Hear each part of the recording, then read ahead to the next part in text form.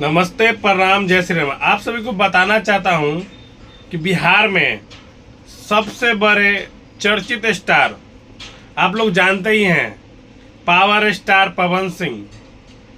जब हिंदी इंडस्ट्री का लोग बिहार पहुंचते हैं ना, तो भाई उनको फिल्म हिट करवाना है ना, तो बिना पावर स्टार के नाम लिए हुए उनका फिल्म हिट हो ही नहीं सकता है।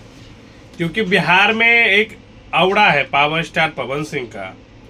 और जिनको भी फिल्म हिट करवाना है ना, चाहे साउथ का एक्टर देख लीजिए या हिंदी इंडस्ट्री का एक्टर देख लीजिए, जब बिहार आते हैं ना तो एक ही बात बोलते हैं हमेशा, लॉलीपॉप।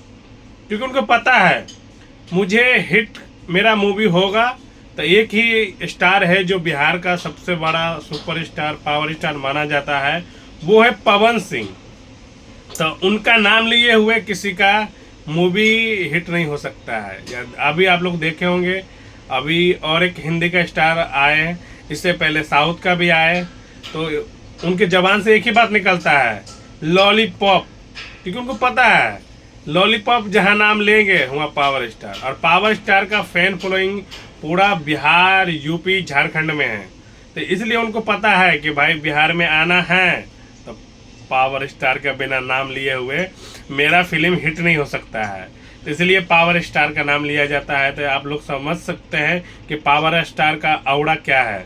तो आप लोग जान ही चुके हैं कि पावर स्टार एक अलग ही ब्रांड है।